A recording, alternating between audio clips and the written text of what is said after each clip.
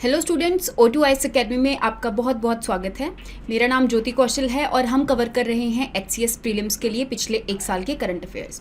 तो आज हम जो करने वाले हैं दैट इज़ गवर्नमेंट स्कीम्स, और आज गवर्नमेंट स्कीम्स का लेक्चर नंबर 4 है। इससे पहले मैंने 3 लेक्चर्स के अंदर गवर्नमेंट स्कीम्स को कवर किया है। उससे पहले हमने बहुत सारे सब्जेक्ट्स को कवर कर लिया है, जैसे science and technology, defence, environment, art and culture, है ना। इन सारे सब्जेक्ट्स को कवर कर लिया। अगर आपने नहीं देखा है तो आप जाकर देख सकते हैं। ओवरऑल आपकी HCS प्रीलिम्स के करंट अफेयर्स में आज आपका डे नंबर 19 है। तो शुरू करते हैं। अगर आपको इस वीडियो की PDF चाहिए तो आप हमारी O2IS अकेडमी की जो ऐप है उसको जाकर डाउनलोड कर सकते हैं। वहाँ पर जाकर आपको HCS प्रीलिम्स के नाम से एक कोर्स मिल जाएगा। उसके कंटेंट सेक्शन में जाकर आपका जो फ्री कंटेंट वाला सेक्शन होगा उसके अंदर आपको ये जो PDFs हैं वो सारी की सारी मिल जाएंगी। आप जाकर उसको रिवाइज कर सकते हैं। इन द सेम वे अगर आप आने वाले जो एग्ज़ाम्स हैं HCS के, अगर उसके लिए प्रिपेयर कर रहे हैं तो हमने यहाँ पे सारे के सारे सब्जेक्ट्स जो हैं वो अच्छे से कवर करे हैं। तो आप एक बार जाकर इसको एक्सप्लोर कर सकते हैं। आपको बहुत सारे प्रैक्टिस टेस्ट मिल जाएंगे, स्टडी मटेरियल मिल जाएगा और बहुत सारे ऐसे लेक्चर्स मिल जाएंगे। तो शुरू करते हैं अपनी आज की सबसे पहली न्यूज़ से। तो सबसे पहले हम बात करते हैं प्रधानमंत्री उज्ज्वला योजना के बारे में। जो प्रधानमंत्री उज्ज्वला योजना है वो 2 फेजेज में लॉन्च करी गई। जो फेज़ नंबर 1 था वो 2016 के अंदर लॉन्च हुआ था, और रिसेंटली जो फेज़ नंबर 2 है वो 2021 के अंदर लॉन्च किया गया है। प्रधानमंत्री उज्ज्वला योजना के अंदर फ्री LPG गैस कनेक्शन जो है वो प्रोवाइड किए जाएंगे एक फैमिली के अंदर फीमेल के नाम पर। दैट मीन्स यहाँ पे एक तरह से वुमेन एम्पावरमेंट का काम भी किया जाएगा। और इवन यहाँ पे जो औरतें चूल्हा जलाते हैं तो वहाँ से बहुत ज़्यादा एक तरह से एयर पोल्यूशन होता है और उनको ब्रीदिंग से रिलेटेड बहुत ज़्यादा प्रॉब्लम होती है। तो उस चीज़ को कम करने के लिए यहाँ पे इस प्रधानमंत्री उज्ज्वला योजना को एक तरह से लॉन्च किया गया। बेनिफिशरीज को इंक्लूड किया गया, जो कि 2000 के अंदर कुछ एडिशनल बेनिफिशरीज को ऐड कर दिया गया। जैसे कि यहाँ पे फॉरेस्ट ड्वेलर्स हो गया, जो भी प्रधानमंत्री आवास योजना के अंदर लोग हैं, अंडर जो लोग हैं जिन्होंने रजिस्टर किया हुआ है, उनको भी प्रधानमंत्री उज्ज्वला योजना का जो बेनिफिट है वो दिया जाएगा। इवन यहाँ पे अलग अलग कैटेगरीज को भी इंक्लूड किया गया। इन द सेम वे अगर मैं बात करूँ प्रधानमंत्री उज्ज्वला योजना का जो फेज़ नंबर 2 है, तो अभी रिसेंटली उसको फेज़ 1 को आगे एक्सटेंड किया गया फेज़ 2 में। और यहाँ पे ज़्यादातर जो कोविड-19 पेंडेमिक की वजह से अफेक्टेड जो माइग्रेंट वर्कर्स हैं उनको यहाँ पे टारगेट किया गया। जितने यहाँ पे LPG कनेक्शंस पहले प्रोवाइड किए गए थे उससे अब 10 मिलियन ज़्यादा LPG कनेक्शन जो हैं वो एक तरह से प्रोवाइड करे जाएंगे। और यहाँ पे होगा वही कि लिक्विफाइड पेट्रोलियम गैस का जो कनेक्शन है वो एक तरह से फ्री में दिया जाएगा, फीमेल के नाम पे दिया जाएगा। ये चीज़ आपने याद रखनी है। इवन आपने इसकी जो मिनिस्ट्री है वो याद रखनी है, that is ministry of petroleum and natural gas. Next हम बात करते हैं कि हमारी जो सेंटर सरकार है उन्होंने बोला है कि हम 14 अगस्त को पार्टीशन हॉरर्स रिमेम्बरेंस डे जो है उसको मनाएंगे। जैसा कि आपको पता है कि हमारा जो इंडिपेंडेंस डे है वो 15 अगस्त को आता है, और हमारी जो इंडिपेंडेंस है वो एक तरह से बहुत ज़्यादा ऐसे इंसिडेंट हमारी इंडिपेंडेंस से रिलेटेड हैं। पहले यहाँ पे ब्रिटिश इंडिया का राज होता था, और अल्टीमेटली मैं आपको शॉर्ट में यहाँ पे बताना चाहती हूँ कि इंडिया का जो पार्टीशन है वो इंडियन इंडिपेंडेंस एक्ट 1947 के तहत हुआ था, जिसमें ये बोला गया था कि इंडिया जो है वो 2 पार्ट्स में डिवाइड होगा, एक इंडिया और एक पाकिस्तान। पाकिस्तान का भी ईस्ट पाकिस्तान बनेगा और वेस्ट पाकिस्तान बनेगा, जो आज का बांग्लादेश है, जो कि 1971 के लिबरेशन वॉर के टाइम बांग्लादेश बना था। पहले वो 1971 से ईस्ट पाकिस्तान कहलाता था, और जो आज का पाकिस्तान है वो पहले वेस्ट पाकिस्तान कहलाता था, है ना। तो हमारे इंडिया का यहाँ पे इस एक्ट के दौरान जो है वो पार्टीशन हो गया, और यहाँ पे बहुत सारे ऐसे इंसिडेंट्स हैं जो पार्टीशन से रिलेटेड हैं। कईयों की ज़मीनें चले गई, कईयों के घर चले गए, कईयों के बहुत ज़्यादा जो औरतें वगैरह हैं उनका रेप किया गया यहाँ पे। तो दैट मीन्स यहाँ पे जो रेड क्लिफ लाइन बनाई थी, जो रेड क्लिफ जी ने बनाई थी, बेसिकली ब्रिटिशर्स थे, तो उन्होंने यहाँ पे पाकिस्तान और इंडिया के बीच में यहाँ पे बाउंड्री जो है उसको ड्रॉ किया था, जिसको हम रेड क्लिफ लाइन भी बोल देते हैं। तो उन्होंने वो सारी की सारी जो लाइनें वगैरह हैं वो एक तरह से डॉक्यूमेंट्स के ऊपर करी, मैप के ऊपर करी, लेकिन वहाँ पे उन्होंने खुद जाके जो ग्राउंड रियलिटी है उसको नहीं देखा। तो यहाँ पे बहुत ज़्यादा एक तरह से ह्यूमन लॉस हुआ था, लाइफ लॉस हुआ था एक तरह से। और ये जो डे है, जैसा कि आप जानते हैं कि 14 अगस्त को पाकिस्तान का इंडिपेंडेंस डे मनाया जाता है और हमारा 15 अगस्त को मनाया जाता है। तो हम 14 अगस्त को आज से बेसिकली 2021 के बाद से पार्टीशन हॉरर्स रिमेम्बरेंस डे के तौर पे मनाएंगे। नेक्स्ट हम बात करते हैं नेशनल हाइड्रोजन मिशन के बारे में, जो कि हमारी सरकार ने रिसेंटली इसको लॉन्च किया है। इसके बारे में बात हुई थी यूनियन बजट 2021 और 22 के अंदर। तो अभी रिसेंटली इसको जो हमारी ministry of new and renewable energy है, इन्होंने लॉन्च कर दिया है। ये मिशन ज़्यादातर ध्यान देगा कि हमारी कंट्री के अंदर जो हाइड्रोजन फ्यूल है वो एक तरह से ग्रीन हाइड्रोजन यहाँ पे बनाया जा सके। अब ग्रीन हाइड्रोजन का मतलब यहाँ पे क्या होता है कि हमारी जो रिन्यूएबल एनर्जी होती है, जैसे कि सूरज की एनर्जी को यूज़ करके या फिर पानी की एनर्जी, जैसे कि वो टरबाइंस घुमाती है एक तरह से, तो वहाँ से हम इन सोर्सेज से एक तरह से इलेक्ट्रिसिटी को प्रोड्यूस करेंगे और अल्टीमेटली इलेक्ट्रिसिटी से जब वाटर की हाइड्रोलिसिस होगी, दैट मीन्स यहाँ पे जो वाटर का ब्रेकडाउन होगा उसकी वजह से जो हाइड्रोजन प्रोड्यूस होगा, हम उस हाइड्रोजन को कैप्चर कर लेंगे और एक तरह से वो ग्रीन हाइड्रोजन की तरह बिहेव करेगा। अब इसको ग्रीन हाइड्रोजन क्यों बोला जा रहा है? क्योंकि यहाँ पे कोई भी कार्बन डाइऑक्साइड जो है वो एमिट नहीं हो रही है और अल्टीमेटली हमारे जो इन्वायरमेंट को नुकसान होना था वो बिल्कुल भी नहीं हो रहा है। इसके अलावा मैं ग्रीन हाइड्रोजन के अलावा अगर अलग अलग हाइड्रोजन की यहाँ पर बात करूँ तो एक होता है ब्लू हाइड्रोजन और एक होता है ग्रे हाइड्रोजन। जो ब्लू और ग्रे हाइड्रोजन होता है उसके अंदर जो नेचुरल गैस है वो स्प्लिट करती है और उससे हाइड्रोजन बनाया जाता है। लेकिन जब नेचुरल गैस से हाइड्रोजन बनता है उस टाइम पे कार्बन डाइऑक्साइड एमिट होती है। अगर वो कार्बन डाइऑक्साइड हवा के अंदर एमिट हो जाए तो उसको हम ग्रे हाइड्रोजन बोल देते हैं। लेकिन अगर उस कार्बन डाइऑक्साइड को कैप्चर कर लिया जाए तो उसको हम ब्लू हाइड्रोजन बोल देते हैं। तो आपने इस चीज़ के बारे में याद रखना है।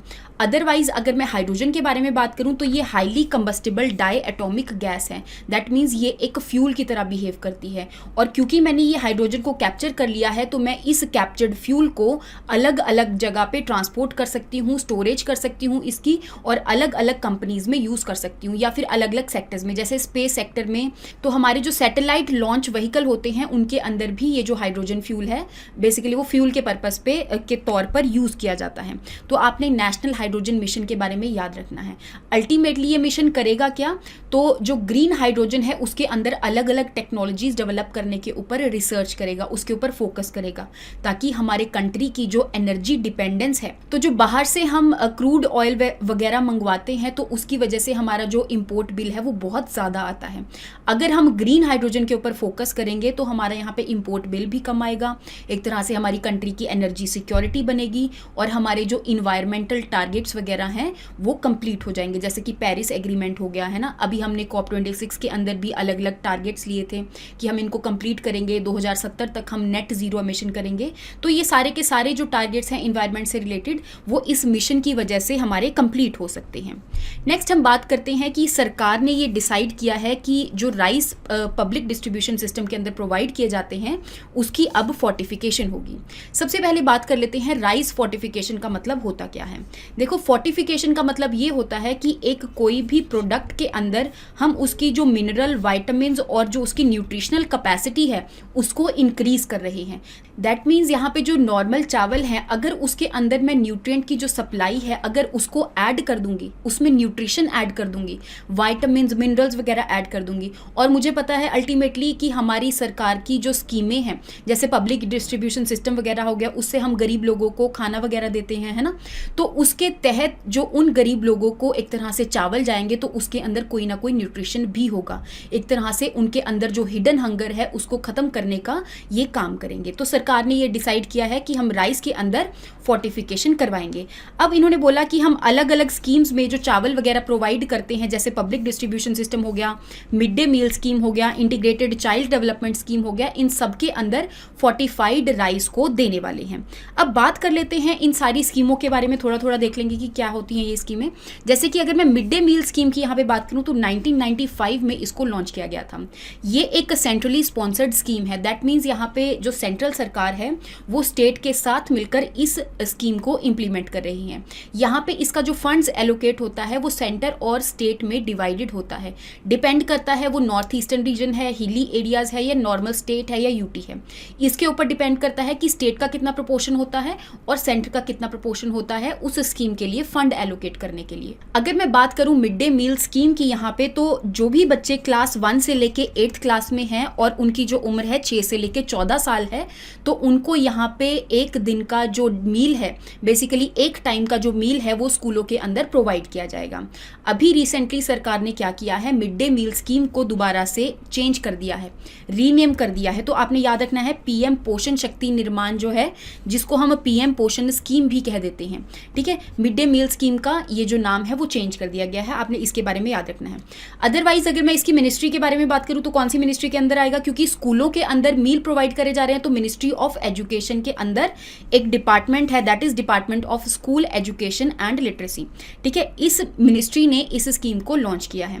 नेक्स्ट हम बात कर लेते हैं ICDS के बारे में, that is integrated child development services scheme. अब ये एक ऐसी स्कीम है, ऐसी अम्ब्रेला स्कीम है जिसके अंदर 6 अलग अलग स्कीमें लाई करती हैं, ठीक है। कौन कौन सी स्कीम्स आती हैं इसके अंदर, तो वो अभी देखते हैं। हम पहले बात कर लेते हैं कि ये कौन सी मिनिस्ट्री ने लॉन्च करी है और कब इसको लॉन्च किया गया था। तो ministry of women and child development ने इसको 1975 के अंदर लॉन्च किया गया था। ये भी एक सेंट्रली स्पॉन्सर्ड स्कीम है, दैट मीन्स यहाँ पे जो सेंटर है वो स्टेट के साथ मिलकर इस स्कीम का खर्चा उठाते हैं। अगर मैं बात करूँ इस स्कीम के अंडर कौन कौन सी स्कीमें आती हैं, तो 6 स्कीम्स आती हैं, जिसमें से सबसे पहली जो स्कीम है that is anganwadi service scheme. That means यहाँ पे आंगनवाड़ी की जो फैसिलिटीज़ हैं वो यहाँ पे प्रोवाइड करी जाएगी। किसको प्रोवाइड करी जाएंगी, जो भी 0 से लेके 6 साल तक के बच्चे हैं उनको यहाँ पे आंगनवाड़ी की फैसिलिटी प्रोवाइड करी जाएगी। और उस आंगनवाड़ी के अंदर यहाँ पे 6 ऐसी सर्विसेज दी जाएंगी, जैसे उन बच्चों को खाना वगैरह दिया जाएगा, देन इज उनको एजुकेशन दी जाएगी, उनकी न्यूट्रिशन का ख्याल रखा जाएगा, ठीक है, उनके हर एक चीज़ का यहाँ पर ख्याल रखा जाएगा जो भी 0 से लेके 6 साल तक के बच्चे हैं। अगर मैं बात करूँ सेकेंड स्कीम की, दैट इज प्रधानमंत्री मातृ वंदना योजना। ये जो स्कीम है इसके अंदर जितनी भी प्रेग्नेंट लेडीज़ हैं उनको यहाँ पे डायरेक्ट बेनिफिट ट्रांसफ़र जो है, तो एक तरह से जो प्रेग्नेंट लेडीज़ और लैक्टेटिंग विमेन है उनको यहाँ पे कैश इंसेंटिव प्रोवाइड किया जाएगा, जो कि 5,000 का कैश इंसेंटिव है, जो कि 3 इंस्टॉलमेंट में धीरे धीरे करके बेसिकली रिलीज होता है ये, ठीक है। अगर मैं बात करूँ तो डायरेक्टली उनके बैंक के अंदर डायरेक्ट बेनिफिट ट्रांसफर किया जाएगा। नेक्स्ट स्कीम के बारे में हम बात करते हैं, that is national creche scheme. अगर मैं इस क्रेच स्कीम के बारे में बात करूँ तो यहाँ पे जो भी बच्चे 6 महीने से लेके 6 साल तक के बच्चे हैं और वो बच्चे वर्किंग वुमेन के हैं, उनकी जो मदर है वो कहीं ना कहीं पे काम कर रही है, तो यहाँ पे उनको क्रैच की फैसिलिटी प्रोवाइड करी गई है। जैसे कि 1 महीने में 26 दिन जो है उनको क्रैच की फैसिलिटी मिलती है और 1 दिन के अंदर 7.5 घंटे उनको क्रैच की फैसिलिटी प्रोवाइड करी जाती है। नेक्स्ट हम बात कर लेते हैं schemes for adolescent girls. That means यहाँ पे जो गर्ल्स हैं जो कि 11 साल से लेके 14 साल के बीच में हैं, उनकी हेल्थ के ऊपर ध्यान दिया जाएगा। उनके यहाँ पे न्यूट्रिशन हो गया, उनकी जो स्किल्स वगैरह हैं उनको डेवलप किया जाएगा, तो हर एक चीज़ की जो एडोलेसेंट गर्ल्स हैं उनके ऊपर ध्यान दिया जाएगा। नेक्स्ट हम बात कर लेते हैं चाइल्ड प्रोटेक्शन स्कीम के बारे में। तो यहाँ पर इस स्कीम के अंदर जो बच्चे बहुत ज़्यादा डिफिकल्ट सर्कमस्टांसिस के अंदर रह रहे हैं, बहुत ज़्यादा डिफिकल्ट सिचुएशन के अंदर रह रहे हैं, उनके ऊपर ध्यान दिया जाएगा और उनके जो आसपास का एक तरह से उनको डेवलप किया जाएगा, ठीक है। जैसे जो भी बच्चे बहुत ज़्यादा एक्सप्लॉइटेड हैं, जिनको बहुत ज़्यादा अब्यूज़ करा गया है, तो उनकी एक तरह से मेंटल हेल्थ को डेवलप करने के लिए इस स्कीम के द्वारा ध्यान दिया जाएगा। तो लास्ट ICDS स्कीम के अंदर हम बात करते हैं पोषण अभियान के बारे में। पोषण अभियान में अलग अलग जो कैटेगरीज हैं उनको यहाँ पे टारगेट किया गया, जैसे एडोलेसेंट गर्ल्स को टारगेट किया जाएगा, प्रेग्नेंट लेडीज़ को, लैक्टेटिंग मदर्स को और यंग बच्चों को यहाँ पे टारगेट किया जाएगा। उनके अंदर जो लो एक तरह से स्टंटिंग हो रही है, वेस्टिंग हो रही है, एनीमिया उनके अंदर बहुत ज़्यादा है, तो उन सारी चीज़ों को रिड्यूस करने के ऊपर ये जो स्कीम है पोषण अभियान वो ध्यान देती है। नेक्स्ट हम बात कर लेते हैं कि मिनिस्ट्री ऑफ डिफेंस ने ये बोला है कि अब जो सैनिक स्कूल्स हैं वो गर्ल्स के लिए भी ओपन रहेंगे। जैसा कि आपको पता है मिनिस्ट्री ऑफ डिफेंस ने 1961 के अंदर एक हमारे डिफेंस मिनिस्टर थे जिनका नाम है VK कृष्ण मेनन जी। इन्होंने सैनिक स्कूलों को जो यंग बॉयज़ हैं उनके लिए खोला था, ताकि इन यंग बॉयज़ को आगे आने वाली जो हमारी इंडियन आर्म्ड फोर्सेस हैं उसके लिए प्रिपेयर किया जा सके। अब इन स्कूलों के अंदर सिर्फ जो बॉयज़ हैं वही इनरोल होते थे, तो पहले इन स्कूल्स के अंदर जो गर्ल्स हैं उनको एडमिशन नहीं दी जाती थी, लेकिन अभी मिनिस्ट्री ऑफ डिफेंस ने ये डिसाइड किया है कि सैनिक स्कूल जो हैं उनके अंदर गर्ल्स भी एडमिशन ले सकती हैं, ताकि हम गर्ल्स और बॉयज़ को एक तरह से इक्वली ट्रीट करें और उन दोनों को ही हमारी जो इंडियन आर्म्ड फोर्सेस हैं उनके लिए एक तरह से प्रिपेयर कर सकें। नेक्स्ट हम बात करते हैं इंडिगो चिप के बारे में। तो रिसेंटली जो national institute of animal biotechnology है उन्होंने एक चिप को डेवलप किया है जिसका नाम है इंडिगो चिप। अब इस चिप के अंदर हमारी कंट्री की जो कैटल है, इंडिजिनस कैटल है, जो यहाँ की लोकल एक तरह से है, उनका जो जर्म प्लाज्म है उसको कंजर्व किया जाएगा, ताकि एक तरह से हमारी इंडियन की जो इंडियन ब्रीड्स हैं, जैसे कि गिर हो गया, साहिवाल हो गया, कंकरेज हो गया, इन सारी ब्रीड्स की जो जर्म प्लाज्म है उसको एक तरह से कंजर्व किया जाए। क्योंकि लाइफ स्टॉक सेंसिस जो हुआ था उसमें ये देखा गया था कि हमारी जो इंडिजिनस ब्रीड है वो एक तरह से कम हो रही है और धीरे धीरे वो और बहुत ज़्यादा कम हो सकती है। तो यहाँ पे इन्होंने इसके जर्म प्लाज्म को ही एक तरह से कंजर्व करके रख लिया। जर्म प्लाज्म का मतलब यही होता है कि उनका जो जितना भी जीनोम होता है, जितना भी डीएनए होता है, जो कि आगे नई नई जो ब्रीड्स हैं एक तरह से उनकी जो प्रोजेनी है उसको प्रोड्यूस करने के लिए यूज होता है, तो एक तरह से उस पूरे के पूरे जर्म प्लाज्म को इन्होंने कंजर्व करके रख लिया है। तो अगर मैं बात करूं national institute of animal biotechnology की, तो ये ministry of science and technology के अंदर एक बायोटेक्नोलॉजी का डिपार्टमेंट है जिसके अंदर ये इंस्टीट्यूट लाई करता है। आपने इसके बारे में याद रखना है। इसके अलावा ये जो यहाँ पे इनिशिएटिव लॉन्च किया गया है ये एक पर्टिकुलर स्कीम के साथ मर्ज एक तरह से लॉन्च किया गया है जिसका नाम है राष्ट्रीय गोकुल मिशन। एक बार राष्ट्रीय गोकुल मिशन के बारे में भी यहाँ पे देख लेते हैं। 2014 के अंदर इसको लॉन्च किया गया था और हमारी कंट्री के अंदर जितनी भी कैटल ब्रीड्स हैं उन सारी ब्रीड्स को यहाँ पे कंजर्व करने की बात करी गई थी। इवन यहाँ पे जो मिल्क प्रोडक्शन हो रहा है, ताकि यहाँ पे मिल्क प्रोडक्शन को इंक्रीज किया जाए और उसकी वजह से जो फार्मर्स की इनकम है वो एक तरह से इंक्रीज हुए, तो इसकी वजह से इस राष्ट्रीय गोकुल मिशन को लॉन्च किया गया था। इसके ऊपर भी ज़्यादातर हमारी इंडिजिनस ब्रीड्स के ऊपर ही ध्यान दिया गया है। जैसे कि मैंने आपको बता ही दिया, गिर हो गया, साहिवाल हो गया, अलग अलग जो हमारी कंट्री की इंडिजिनस ब्रीड्स हैं उनको यहाँ पे कंजर्व करने की बात करी गई थी। नेक्स्ट हम बात कर लेते हैं ODF सिटी के बारे में। तो ODF जैसे कि आपको पता है कि स्वच्छ भारत अभियान जो चल रहा था उसके अंदर अलग अलग जो सिटीज़ हैं उनको यहाँ पे स्टेटस दिया गया। कई सिटीज़ को पहले ODF की बात हो रही थी, उसके बाद ODF प्लस की बात हुई और उसके बाद ODF प्लस प्लस की बात हुई। इन तीनों के बीच में हम एक बार डिफरेंस देख लेते हैं कि इन तीनों के बीच में क्या डिफरेंस होता है। ODF का मतलब होता है open defecation free. That means यहाँ पे स्वच्छ भारत अभियान के अंदर जो टॉयलेट्स वगैरह हैं उनको बनाए जाने की बात करी गई थी, ताकि यहाँ पे हमारे जो इंडिया है उसके अंदर कहीं पे भी ओपन डिफिकेशन ना हो। दैट मीन्स खुले में शौच जो है वो ना हो, ठीक है। उसको प्रिवेंट करने के लिए स्वच्छ भारत अभियान के अंदर यहाँ पे सिटीज़ को ODF का स्टेटस दिया जाने लगा। फिर धीरे धीरे इस स्कीम की इम्प्लीमेंटेशन और ज़्यादा एक तरह से अच्छी होने लगी और यहाँ पे सिटीज़ को ODF प्लस का स्टेटस दिया जाने लगा। ODF प्लस के अंदर ये बोला जाने लगा कि आपने जो भी टॉयलेट्स बनाए हैं वो एक तरह से फंक्शनल होने चाहिए। ODF के अंदर तो बोल दिया कि ओपन डिफिकेशन फ्री होना चाहिए और टॉयलेट्स वगैरह बनने चाहिए। ODF प्लस के अंदर ये बोला गया कि ये जो टॉयलेट्स हैं बना तो दिए लेकिन ये फंक्शनल भी होने चाहिए। और ODF डबल प्लस के अंदर ये बोला गया कि आपने जो टॉयलेट्स बनाए हैं तो यहाँ पे जितना भी वेस्ट प्रोड्यूस हुआ है उसकी एक तरह से ट्रीटमेंट होनी चाहिए, जो कि एक सीवेज ट्रीटमेंट प्लांट के साथ उसको कनेक्ट किया जाना चाहिए। दैट मीन्स यहाँ पे ODF हो गया ओपन डिफिकेशन फ्री, जिसके अंदर टॉयलेट्स कंस्ट्रक्ट किए गए। ODF प्लस के अंदर फंक्शनल होने चाहिए और ODF डबल प्लस के अंदर यहाँ पे जो भी वेस्ट प्रोड्यूस होगा उसको अच्छे से ट्रीट किया जाना चाहिए। अगर मैं बात करूँ क्लीन वाटर, ग्रे वाटर और ब्लैक वाटर की, यहाँ पे जो क्लीन वाटर होता है वो तो नॉर्मली जो रेन वाटर होता है बिल्कुल ही स्वच्छ होता है वो। अगर मैं ग्रे वाटर की बात करूँ तो हमारे कपड़े धोने और इन सभी चीज़ों से जो पानी प्रोड्यूस होता है उसको हम ग्रे वाटर कह देते हैं, जिसके अंदर थोड़े से जो केमिकल्स होते हैं।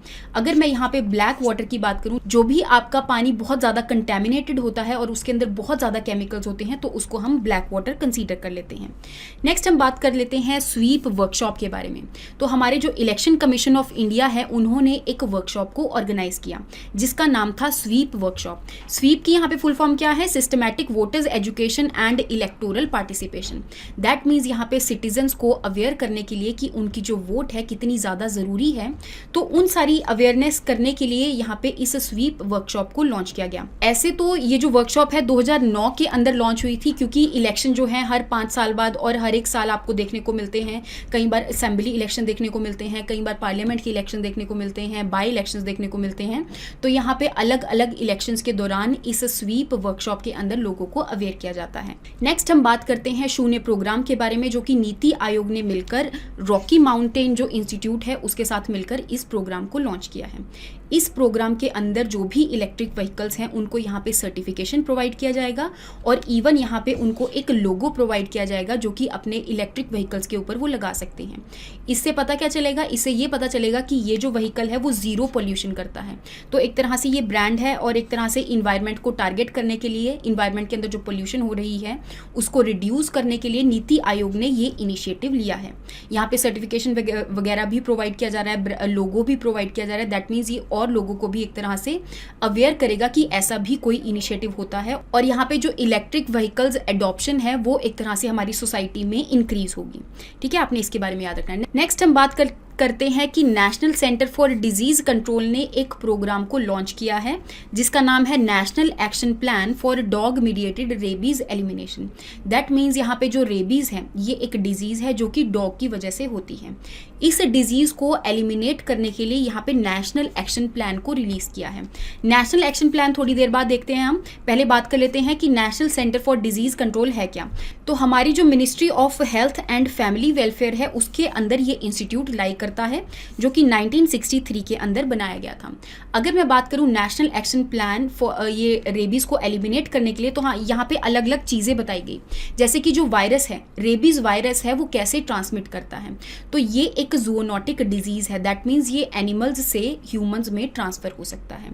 तो यहाँ पे अगर इसको प्रिवेंट करना हो तो यहाँ पे आपको चेक करना पड़ेगा कि क्या उन डॉग्स की जो वैक्सीनेशन वगैरह है, रेबीज की एक वैक्सीनेशन आती है, क्या उनको वो वैक्सीनेशन लगी हुई है। अगर वो लगी हुई है तो इस वजह से जो रेबीज डिजीज है उसको प्रिवेंट किया जा सकता है। अब अगर आपने चेक करना हो कि किसी डॉग को रेबीज वायरस ने एक तरह से इन्फेक्ट किया है कि नहीं, तो आप उसके अलग अलग सिम्टम्स को चेक कर सकते हैं।